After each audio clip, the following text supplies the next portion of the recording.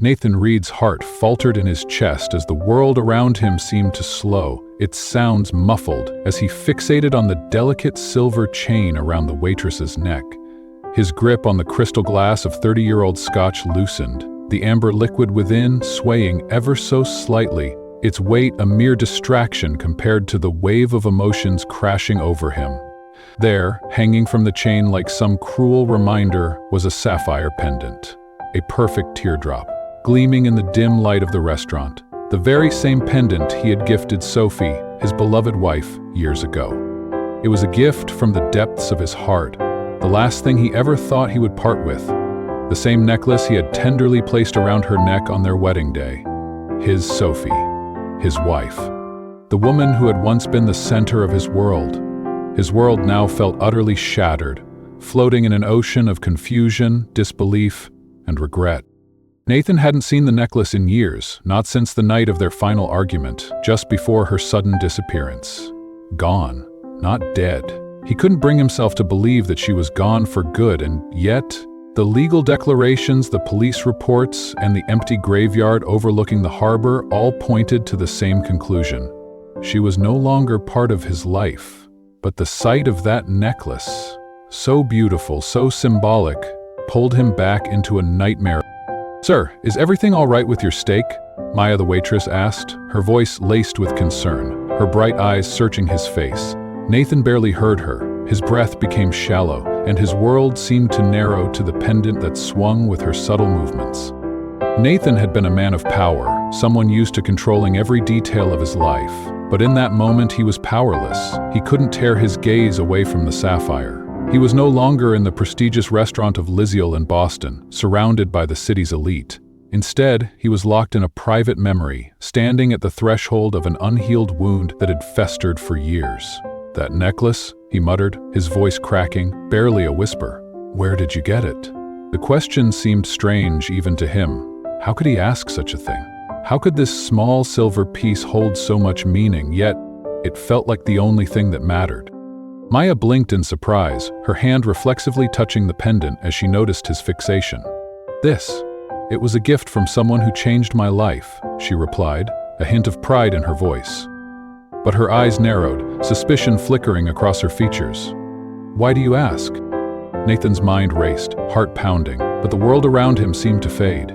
His usual composure had evaporated, replaced by a desperate need to know. He needed to understand. He needed to hear her words, to know if there was a chance, just a chance, that Sophie was still alive. "I gave that necklace to my wife on our wedding day," he said, his voice quivering despite the attempt to steady it. "She's been gone for 3 years. Gone, not dead." Maya's face softened for a split second, her eyes filled with a flicker of empathy, but she quickly masked it. She had seen men like him before. Men who believed they could control everything around them, men who assumed that their wealth and power could shield them from the vagaries of life. But she had also known the pain of loss, the hollow ache of not knowing if someone you loved was ever truly gone. "I'm sorry for your loss, Mr. Reed," she said quietly, her chin lifting in a subtle gesture of defiance. "But this necklace was given to me freely. I didn't steal it." Nathan felt the sting of her words. The defiance reminded him, in a way he hadn't expected, of Sophie. She too had once been proud, fiercely independent, unafraid to stand her ground. But that was before his ambition took over, before he had become a man who had forgotten how to truly love. "I don't think you stole it," Nathan said, his voice regaining a little of its strength. "I need to know who gave it to you. Please." Maya hesitated, her gaze shifting. Something in his tone, the vulnerability that slipped past his carefully constructed facade, made her pause. She studied him carefully, seeing beyond the suit and tie to the broken man beneath. "She never told me her name," Maya finally said, her voice gentle. "But she told me her story." Maya's words hit Nathan like a jolt of electricity. He listened intently, leaning forward, his pulse quickening as the pieces of a puzzle he hadn't even known he was trying to solve began to fall into place. "It was 3 years ago," Maya continued, her voice soft but steady. "My son and I were living out of my car. We'd been on the streets for months after my ex wiped out our bank account and vanished. That morning, the car wouldn't start. We came here because it was warm." Nathan swallowed, the realization hitting him like a punch to the gut.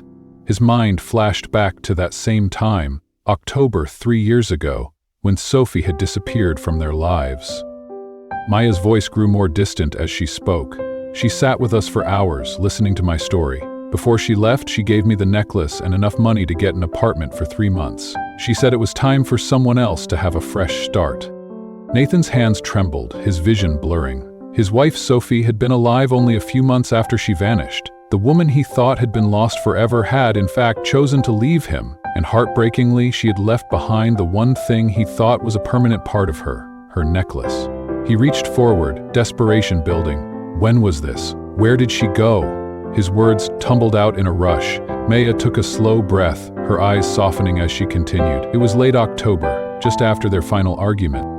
Nathan closed his eyes, the memory of that night assaulting him. He had canceled their anniversary dinner for the 3rd year in a row, a decision that had cut her deeply, though he hadn't realized it at the time. And then, the next morning, she was gone. Her absence was all-consuming, the emptiness filling every room of their home. She said she was going to Chicago. Maya's voice interrupted his thoughts. A new job, starting over. Chicago. Nathan had dismissed that opportunity when Sophie mentioned it, thinking it insignificant compared to the empire he was building. The thought now made him sick. It's just a middle management position, Sophie, he had told her dismissively. Why would you want that when you have everything here? Maya's eyes softened in understanding. She was searching for something, Mr. Reed, something that was missing in her life, something that wasn't here, in Boston, with you. Nathan's throat tightened. A single tear escaped, tracing a path down his cheek. He had failed her. The realization was overwhelming. The woman who had once looked at him with so much love had walked away, choosing herself over the marriage he had taken for granted. Did she say anything about where she was going? Nathan asked, trying to push down the raw pain in his voice. Maya shook her head gently. No, but I do have something else. She pulled a small, worn card from her pocket, her fingers trembling slightly as she handed it to Nathan. She gave me this, a way to reach out, if I ever needed help. Nathan's hands shook as he took the card. His eyes scanned the familiar handwriting on the card, Northwestern University. The recognition hit him like a cold wave. The email address was generic, but the handwriting was unmistakable. It was Sophie's. Nathan's chest tightened as he whispered her name to himself, a name that had haunted him for 3 long years. Sophie, she was alive. He felt a surge of hope, a flicker of something he hadn't felt in years. Maybe, just maybe, he could find her. Maybe he could fix the past he had so recklessly broken. A deep, familiar ache twisted in Nathan's chest as the memory of Sophie's dreams resurfaced. She had always talked about getting her PhD in developmental psychology, something she had passionately pursued before their marriage, something he had dismissed as unrealistic. In his arrogant pursuit of success, he'd relegated her dreams to the background, convinced that his own ambitions would carry them both to a better life. The irony now stung with excruciating clarity. He had spent millions to build his vision, while dismissing hers with careless words. How could he have been so blind? What kind of husband had he become? He had chosen to pour his energy into his empire, neglecting the woman who had once been his equal, his partner, his love, and now here he was, standing in a foreign world, surrounded by regret. This is recent. Maya's voice broke through his thoughts, snapping him back to the present. She held up her phone, showing Nathan an email from Sophie, dated just 3 months ago. The message was short but personal. She had asked about Noah, Maya's son, and had expressed gratitude for the necklace, which she said had brought them luck. Hope surged through Nathan's veins like an electric current, sharp and sudden. Not only was Sophie alive, but she had found peace. She was thriving somewhere, living her life, thinking of the woman and child she'd helped. That thought alone felt like a lifeline, something to hold on to. Maya's voice broke into his reverie. She never mentioned me? His words felt weak, pathetic even, as if he were asking for something that he didn't deserve. Maya hesitated, her gaze softening. She studied Nathan carefully, her eyes revealing a mixture of empathy and caution. She didn't talk about her past at all, but when Noah asked why she looked sad, she said she was leaving behind a life that no longer fit who she had become. The words hit Nathan like a punch. A life that no longer fit. Was that it? Had he changed so much? Or had she? Had their paths diverged so completely that they no longer had any place together? His life had been defined by ambition, by the hunger to achieve and succeed, while hers had remained grounded in compassion. Had they simply grown in different directions? "I need to find her," Nathan whispered, his voice steadying with a resolve he hadn't felt in years. "Not to reclaim what we had. I understand now that's gone. But I need to apologize." Maya's eyes searched his face, measuring the sincerity of his words. "The woman I met wasn't bitter, Mr. Reed. She seemed at peace with her decision, despite her sadness." Nathan nodded, but doubt began to gnaw at him. Was he doing this for her sake? Or was it just another act of selfishness? Was he desperate to restore what they had for his own satisfaction, rather than truly seeking what was best for her? Before he could voice his doubt, Noah, Maya's son, tugged at her sleeve. "Mommy, show him the picture, the one the angel lady is in, from the newspaper." Maya's face registered surprise. "What picture, sweetie?" "The one with the angel lady, on your computer." Noah's innocent words were heavy with meaning, his young mind recalling memories from a time long ago. Confusion flickered across Maya's features before recognition dawned. "Oh, I forgot about that," she said softly. "It was an article about a child psychology program. I noticed it because I recognized her." Nathan's heart skipped a beat. The connection was too strong to ignore now. "Can you show me?" he asked, his voice barely containing his excitement. Maya hesitated, clearly wrestling with the weight of the decision. Helping him meant revisiting the past, and she wasn't sure if it was the right thing to do. Finally, she nodded, pulling her phone from her bag. "I'll send it to you if I find it. Give me your number." As they exchanged contact information, Nathan felt something stir inside him, something unfamiliar yet powerful. It wasn't the same determination that had driven him to conquer the business world. No, this was different. This was something far more humbling. For the first time in years, he wasn't pursuing wealth or power. He wasn't chasing the next acquisition or the next deal. No, this time he was pursuing redemption. 3 days later, the email arrived from Maya with a simple message. "Found it. Good luck." Nathan's heart raced as he opened the attachment. The photograph loaded slowly on his tablet, each pixel appearing one by one, stretching out the tension in the air. And then, there she was. Sophie, standing among a group of academics beneath a banner that read, "Northwestern University Child Resilience Program." Nathan's breath hitched, his chest tightening painfully. Sophie had changed, but she still looked so much like the woman he had once known. Her hair was shorter now, styled in a practical bob, and her features were thinner, more defined. But the thing that struck him the most was her smile. It was genuine, relaxed, unburdened. It was a smile he hadn't seen in years. Without him. Nathan leaned back in his chair, emotions warring within him. Should he be grateful that she had found happiness? Or should he be devastated that she had achieved it by cutting him out of her life completely? The door to his office opened, startling him out of his thoughts. Victor, his executive assistant, stepped inside, holding Nathan's schedule for the day along with a stack of contracts that required his signature. "The Tokyo investors are waiting in the conference room," Victor said, his tone slightly impatient, as if he had repeated the statement several times already. "Sir, did you hear me?" Nathan blinked, shaking himself from his reverie. "Cancel it." Victor looked at him, confused. "I'm sorry, sir?" "Cancel the meeting." "Cancel everything for the next week," Nathan said, standing up. Clarity washed over him in an instant. "I'm going to Chicago." Victor's expression changed, his usual professionalism replaced by concern. "Sir, these investors have flown halfway around the world specifically to meet with you." Nathan didn't waver. "The board will survive without me for a few days. Have Jonathan handle the Tokyo group. He's been ready for more responsibility." Victor's face betrayed a flicker of concern, but Nathan was already walking toward the door, his decision made. "Mr. Reed, is everything all right?" he asked, his voice tinged with genuine worry. Nathan paused, looking at Victor as if truly seeing him for the first time.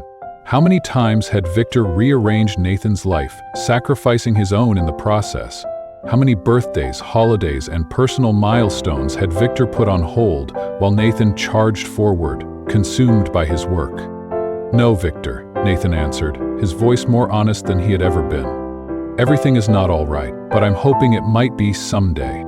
Before Victor could respond, Nathan was out the door. Within hours, he was on a private jet bound for Chicago, Sophie's image still open on his tablet, as he tried to prepare for what he would say after 3 years of silence.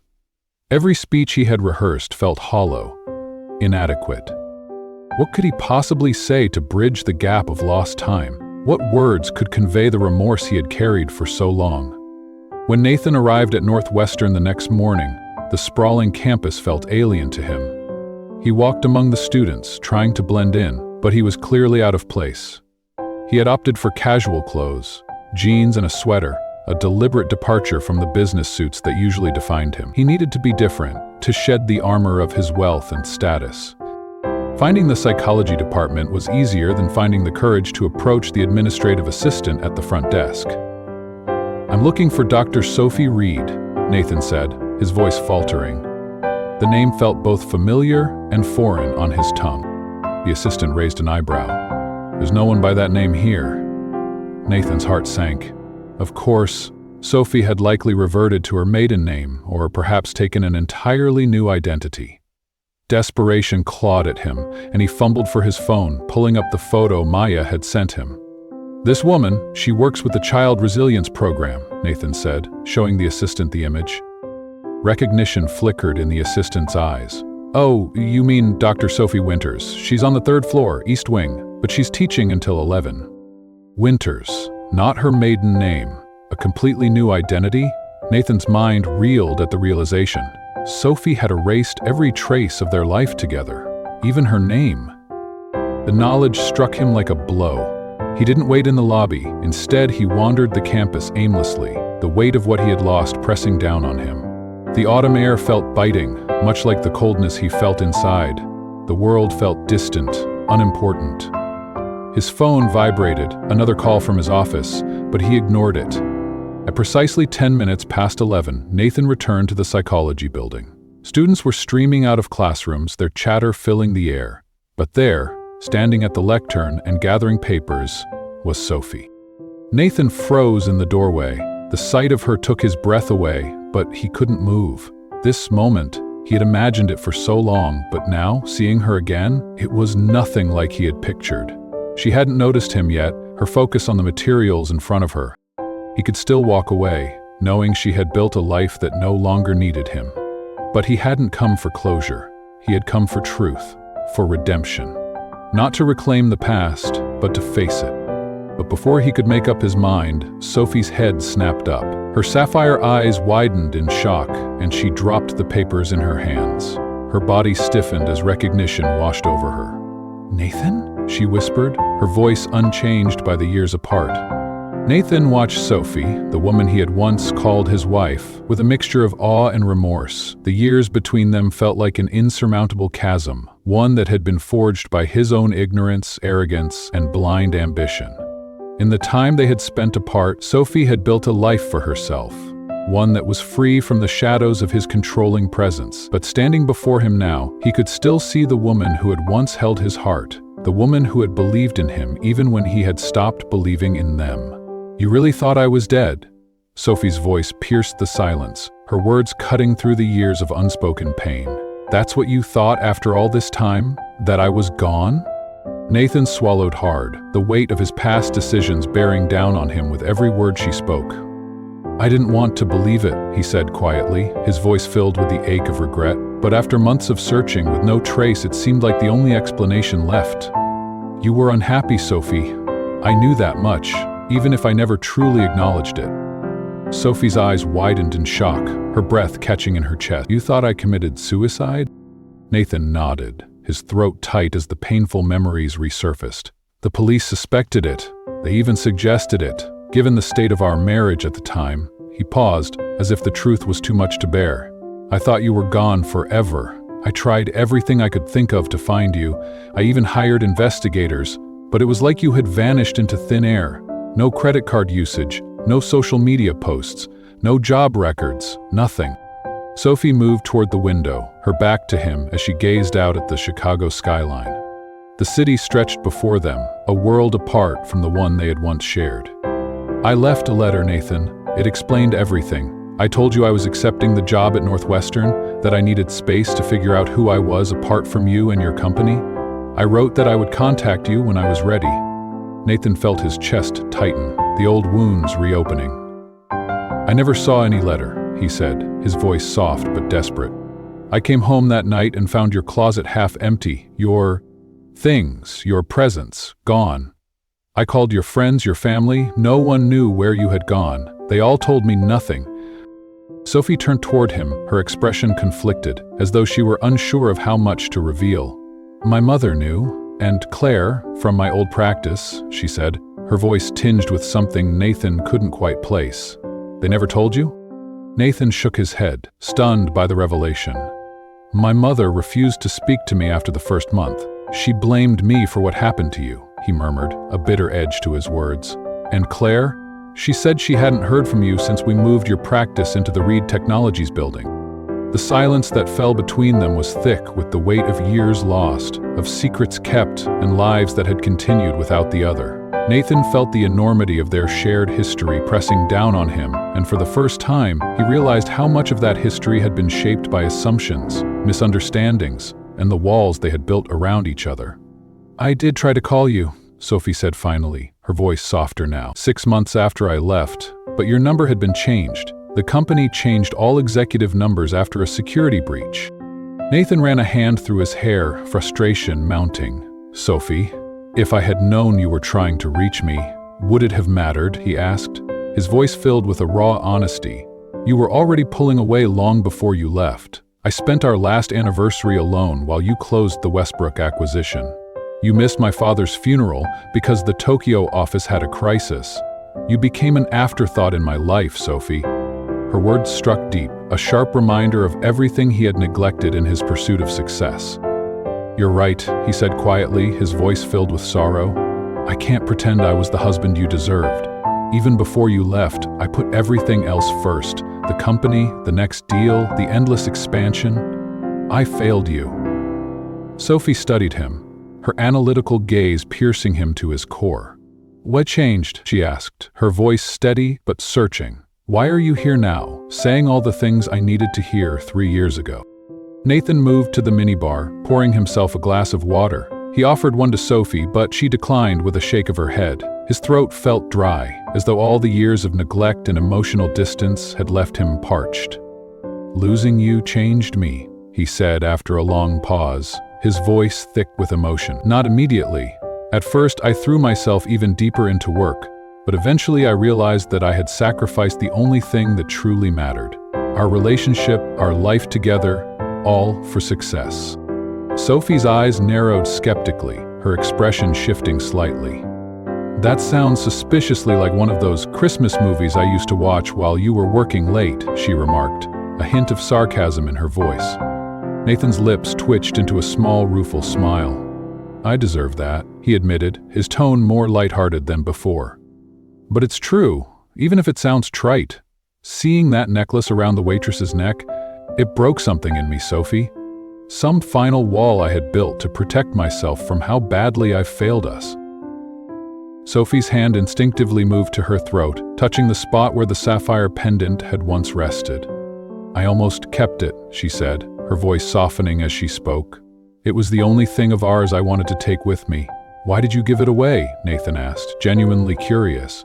The necklace had been a symbol of their love, a gift he had given her on their wedding day. Why would she part with it?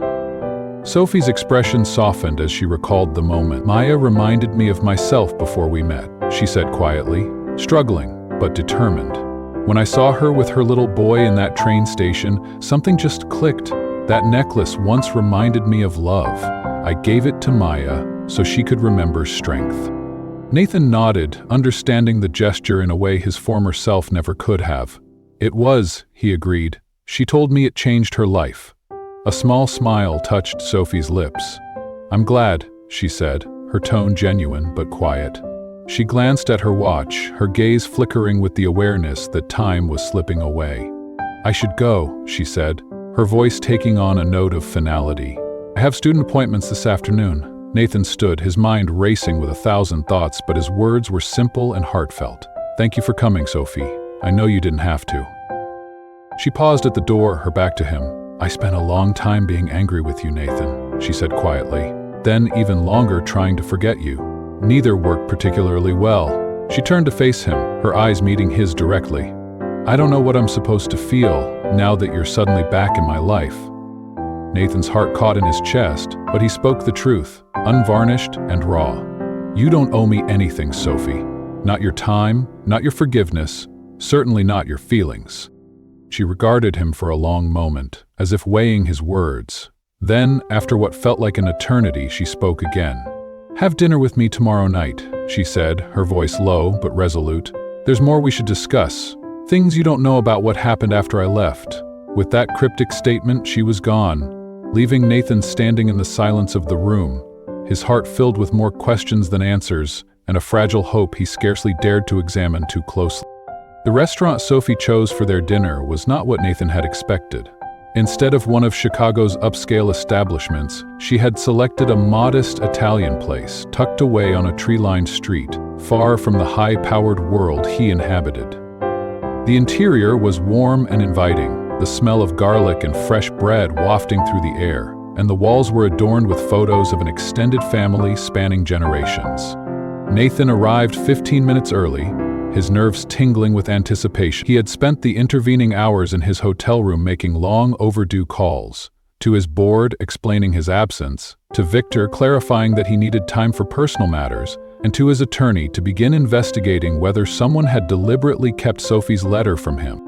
The maitre d' led him to a corner table set for two. Sophie had not yet arrived, giving Nathan time to observe the families and couples around him. Their easy laughter and intimate conversations highlighted what had been missing from his life for so long: genuine human connection. When Sophie appeared at the entrance, Nathan stood instinctively, his heart skipping a beat. She had changed from her professional attire into a simple navy dress, her short hair framing her face in a way that accentuated her eyes. Those sapphire eyes that had once looked at him with unconditional love, now guarded and assessing. "This place has the best risotto outside of Italy," she said, as she approached the table, skipping over the conventional greetings. Nathan smiled at her. "You always did have an unerring radar for good food." A flicker of surprise crossed her face. "You remember that?" she asked. "I remember everything, Sophie," Nathan replied, his voice unexpectedly intense. "Every birthday, every anniversary, every milestone I missed. Every time I chose work over you." Before she could respond, the waiter arrived, saving them both from the sudden emotional current that had been building between them. Sophie's words from their earlier conversation echoed in Nathan's mind like a refrain that he couldn't escape. What happens now? It was a question that loomed large, a question that not only hung over his relationship with Sophie, but also over the man he was trying to become. The old Nathan, the one who had sacrificed everything for business success, now stood on the precipice of his transformation. Could he embrace the changes he needed to make? Could he turn his back on the ambition that had defined him for so long?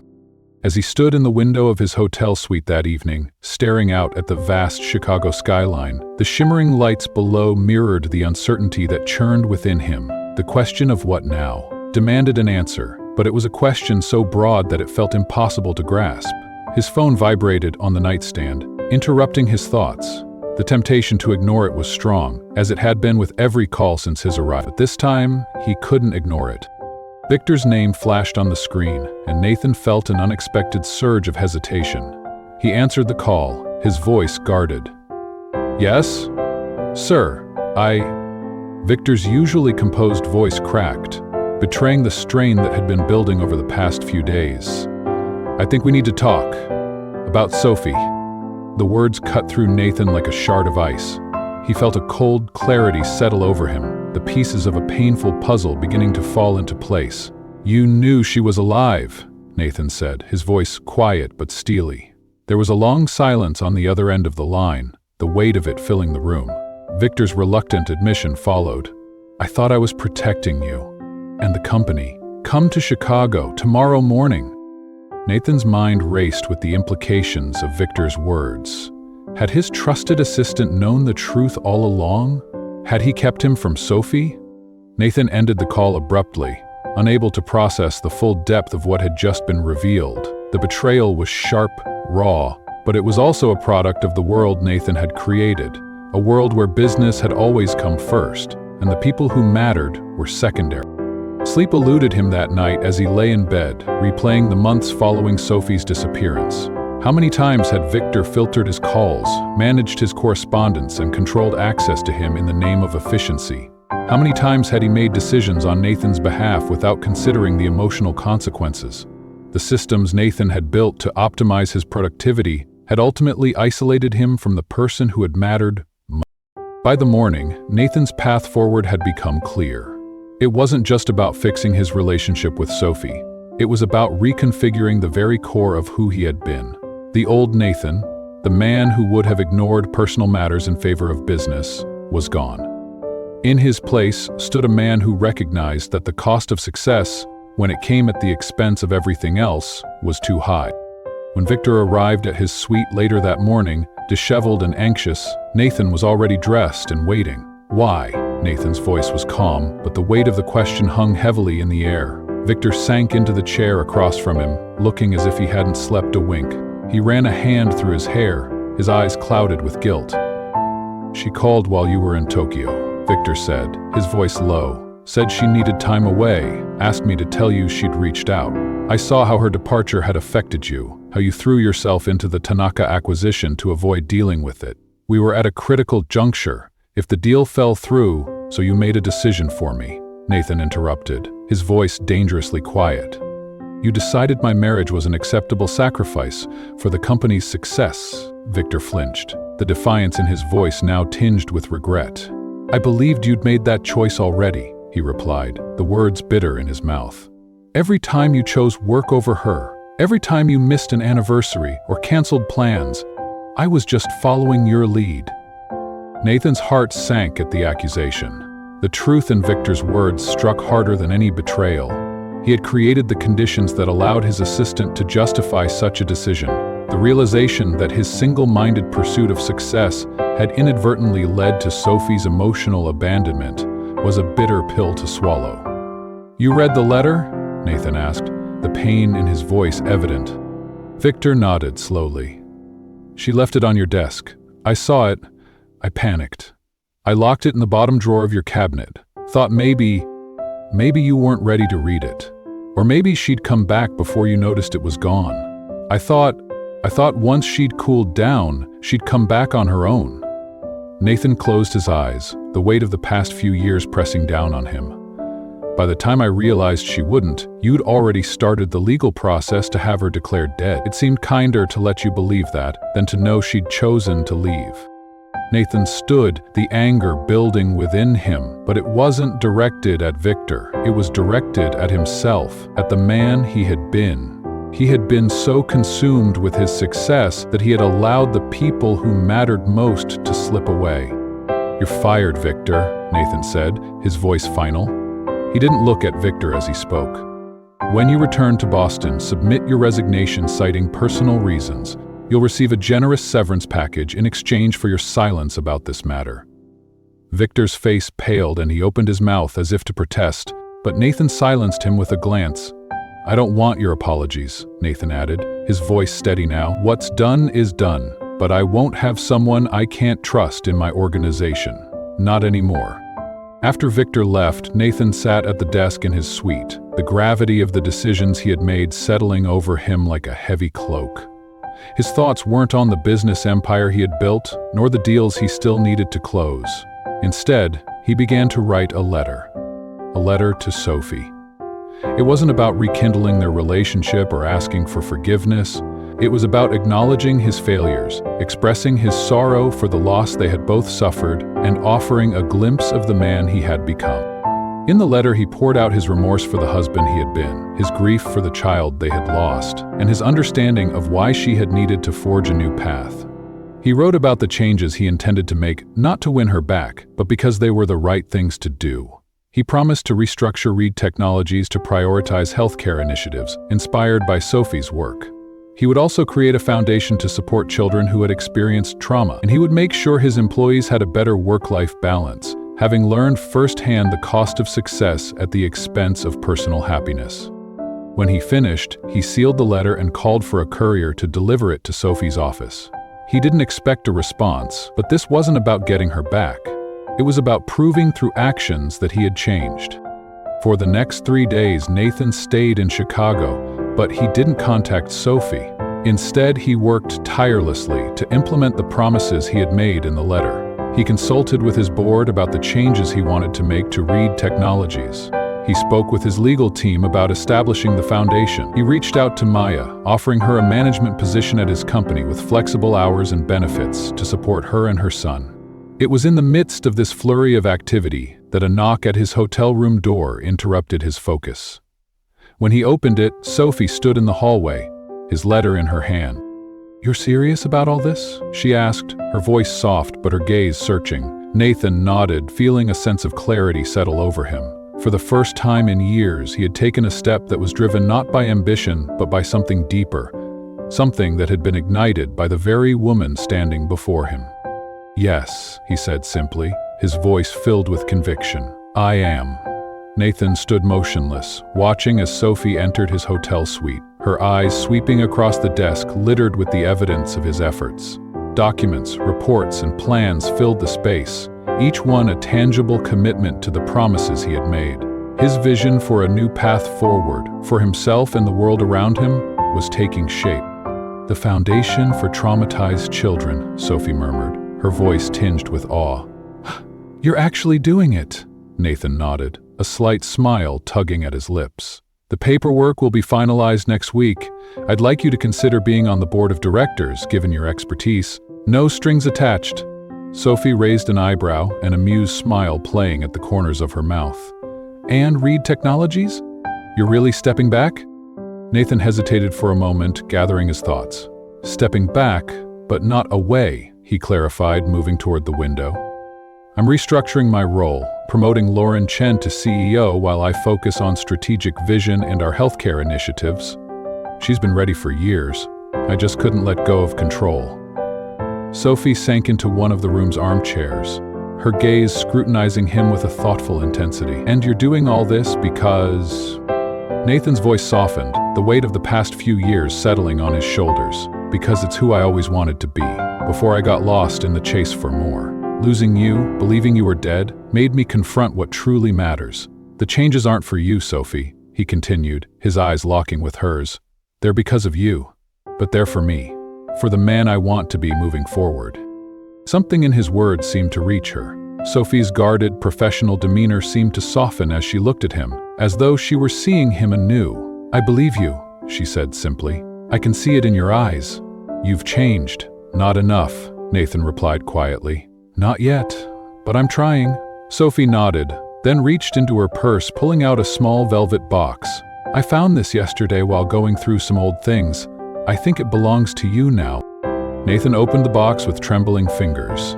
Inside was his wedding band, the simple gold ring he had removed during the painful weeks after her disappearance, unable to bear the sight of it.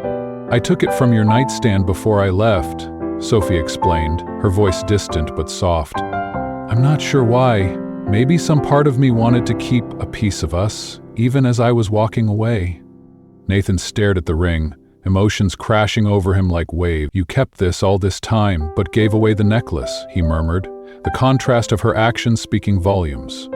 "The necklace represented what you gave me," Sophie said, her voice barely above a whisper. "This represented what I promised you." Nathan's eyes widened as understanding dawned. "They were different," he whispered, as though the weight of it had just hit him. "And now you're returning my promise." Sophie's gaze was steady, unwavering. "I'm returning your freedom, Nathan. This ring belonged to the man you were.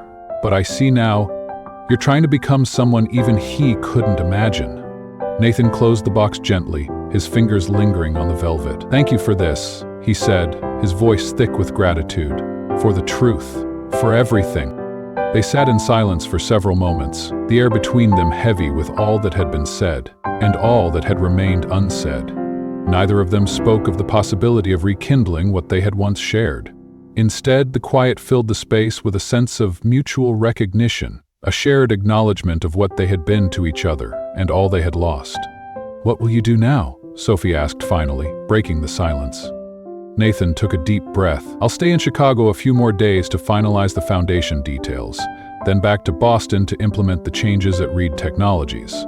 He paused, considering the future, the weight of his decision settling in. "And you?" Sophie's lips curved into a soft smile. "I'll continue my work here. The Child Resilience Program is expanding next year. We're developing new protocols for schools to identify trauma responses in children." Nathan listened intently as Sophie spoke about her work. There was a passion in her voice, an energy that reminded him of the woman he had once fallen in love with. "You found your purpose," he said quietly. "I did," she replied. "Sometimes we have to lose ourselves to find our way forward." As Sophie rose to leave, Nathan remained seated, understanding that this moment represented not a new beginning, but a necessary ending. They had both found their paths separate, but shaped by their shared history. At the door, Sophie turned back. "That waitress, Maya, the one wearing my necklace," she said, her voice laced with curiosity. "Is she doing well?" Nathan smiled, warmth filling him at the memory. "She is. Her son, too. I offered her a job at Reed Technologies. Better hours, better pay. She starts next month." Sophie's smile was faint but genuine. "I'm glad," she said. "The necklace brought her luck after all." "It brought me luck too," Nathan replied softly. "It led me to you. Not to reclaim what we had," he continued, "but to finally understand what I lost, to become someone who deserved it in the first place." Sophie's eyes glistened with unexpected tears. "Goodbye, Nathan. Goodbye, Sophie," he whispered, watching as the door closed behind her. As the silence of the room settled in, Nathan felt not the crushing despair of their first parting, but a bittersweet acceptance. Some loves weren't meant to last forever, but to change you forever. His love for Sophie had finally transformed him into the man he'd always wanted to be, just too late for them to share that future together. He opened the velvet box again, running his finger along the smooth gold band inside. Then, with deliberate care, he placed it in his wallet. Not to wear again, but to carry as a reminder of promises broken and lessons learned. Of a love that had been lost but had ultimately saved him. Outside his window, the Chicago skyline continued to pulse with life and possibility. For the first time in years, Nathan Reed felt ready to truly be part of that life again. 1 year later, the autumn air carried a familiar crispness as Nathan stepped out of his car at South Station. Boston had entered its most beautiful season, the trees lining the streets painted in vibrant golds and reds. He checked his watch, right on time. Inside, the main hall buzzed with energy, just as it had a year earlier when he met Maya and Noah in this very spot. How different his life had become since that day. "Mr. Reed," Nathan turned to see Noah racing toward him, Maya following at a more measured pace. The boy had grown taller in the past year, his face alight with excitement. "Did you bring it? Did you?" Noah bounced on his toes, practically vibrating with energy. Nathan smiled and reached into his coat pocket. "I did, fresh off the printer this morning." He handed Noah a small rectangular card. "You're officially the youngest member of the Reed Foundation Junior Advisory Board." Noah beamed, holding the ID card proudly. Maya approached with a warm smile, looking at the card in Noah's hands with a mixture of pride and joy. "He hasn't talked about anything else for days," she said, smiling fondly at her son. Nathan chuckled, then turned to Maya. "How's the new position working out?" Maya's promotion to Food Services Director had been finalized 3 months ago, and her natural leadership abilities had quickly proven invaluable. "It's challenging, but rewarding. The Employee Assistance Program you implemented has made a real difference for many of the staff." They walked together toward the exit, Noah proudly showing his new card to a bemused security guard. The simple joy on the boy's face reminded Nathan of what truly mattered, the human connections that gave life meaning. "We received the grant proposal from Northwestern yesterday," Maya mentioned as they stepped outside. "Dr. Winter's trauma intervention program looks promising. The board is reviewing it this week." Nathan nodded, a familiar bittersweet feeling washing over him at the mention of Sophie's name. They had spoken occasionally over the past year, professional conversations about the foundation and her research. She had accepted his invitation to submit proposals, but declined a position on the board, maintaining the careful distance they both understood was necessary. "I expect it will be approved," he replied. "Her work deserves support." As they parted ways outside the station, Maya touched his arm gently. "You know, sometimes I look at where my life was before that day at South Station, and I can hardly believe the journey." She fingered the sapphire necklace that still hung around her neck. "One act of kindness changed everything for us." Nathan smiled, watching Noah skip ahead. "For all of us," he agreed quietly. Later that evening, as Nathan sat alone in his office reviewing quarterly reports, his phone chimed with an email notification. Sophie's name appeared on the screen. "Nathan, I've just received word about the Foundation's interest in our program. Thank you. The children we work with will benefit immensely from this support. I saw your company's new parental leave policy announced in the Business Journal today. 52 weeks for all employees regardless of position. It's groundbreaking for the tech industry. You're changing lives, Nathan. Including your own, I hope," the email ended. Nathan read the message twice, noting what remained unsaid as much as what was written. There was no mention of reconciliation, no hint of romantic feelings. Just recognition of the man he had become, the man he should have been all along. He closed his laptop and moved to the window overlooking the harbor, the same waters where he had once believed Sophie's life had ended. Instead, they had both found new beginnings, separate but shaped by their shared past. The sapphire necklace had traveled a circular path, from him to Sophie, from Sophie to Maya, and finally back to him in the form of a tearful recognition that changed everything. Not by returning to him what he had lost, but by showing him what he needed to find within himself. Some loves aren't meant to return, but they arrive to transform us, to carve something better from the broken pieces. In losing Sophie, Nathan had found himself, and that, at last, was enough. Some reunions aren't meant to rekindle what once was, but to look back one final time, then move forward with peace. Nathan lost the woman he once loved most, but that love ended up saving him. He couldn't change the past, but he could choose to live differently from that moment on, because sometimes love doesn't stay. It simply arrives to transform us forever. What about you? Do you believe someone who once left your life could still be the reason you became a better version of yourself? Tell us in the comments below. We'd love to hear your story.